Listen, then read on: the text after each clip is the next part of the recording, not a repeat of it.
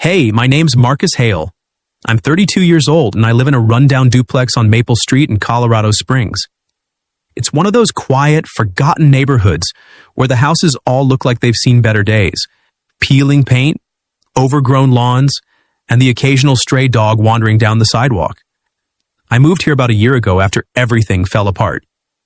Back in Denver, I used to run my own architecture firm.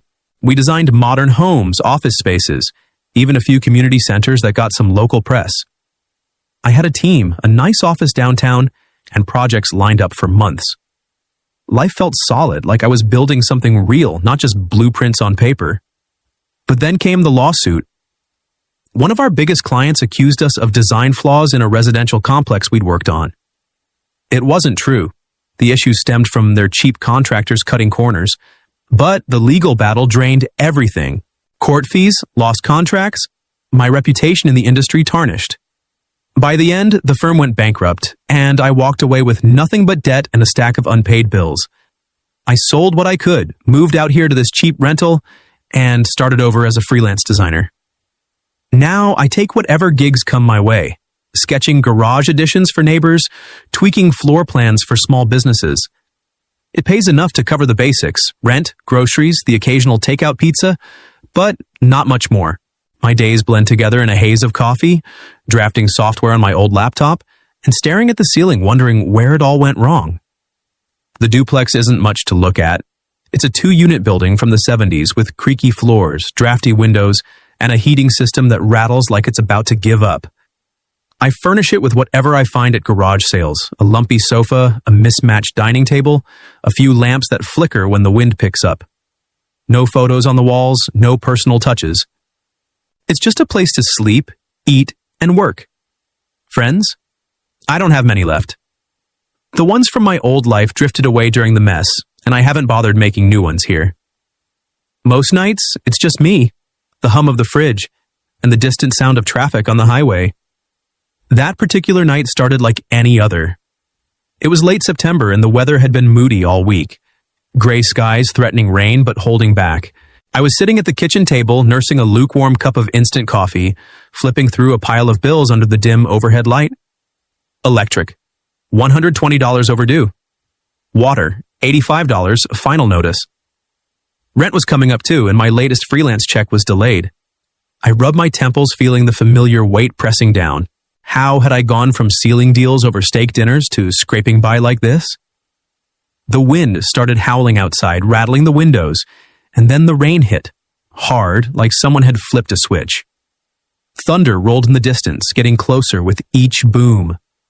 The local news on my phone warned of a severe storm, flash floods possible, high winds, power outages likely. Great, just what I needed. I got up to check the windows, making sure they were latched tight. The rain was coming down in sheets now, turning the street into a blurry mess. Lightning flashed, illuminating the empty driveway and the neighbor's flickering porch light. I figured I'd ride it out with a book or something. Anything to distract from the bills. That's when the doorbell rang. It was almost 10 p.m., way too late for visitors. Who the hell would be out in this? I hesitated, my hand on the knob. This wasn't the safest neighborhood. I'd heard stories of break-ins, sketchy folks knocking late at night. But the bell rang again, insistent over the roar of the storm. I peered through the peephole. Outside, under the weak glow of my porch light, stood 2 young women, huddled together against the rain.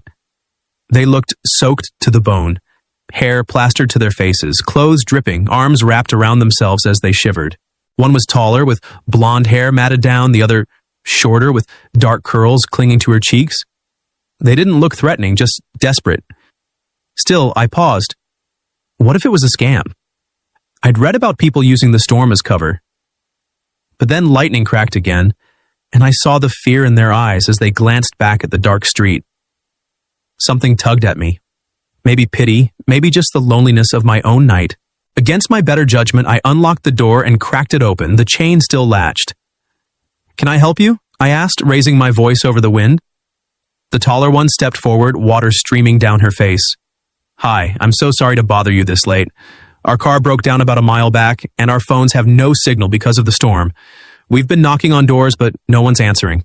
Could we please use your phone to call for help? Just for a minute?" Her voice was shaky, polite, with a hint of exhaustion. The shorter one nodded, teeth chattering. "Please, we're freezing out here." I scanned them quickly. No bags, no signs of trouble, just two scared girls caught in the worst weather. Part of me wanted to say no, close the door, and go back to my solitude. It was safer that way. But looking at them, drenched and vulnerable, I couldn't. "All right," I said, unlatching the chain. "Come in, but just for the call." They hurried inside, dripping water on the linoleum entryway. I closed the door behind them, the storm's roar muffling to a distant rumble. "I'm Marcus," I said, grabbing a couple of old towels from the hall closet. "Here, dry off. The phone's in the kitchen." "Thank you so much," the taller one said, taking a towel. "I'm Amanda Sterling, and this is my sister, Samantha." Samantha wiped her face, her hands trembling. "We really appreciate it. We didn't know what to do." I nodded, leading them to the kitchen. The house felt different with them there, smaller, warmer somehow, despite the chills seeping through the walls.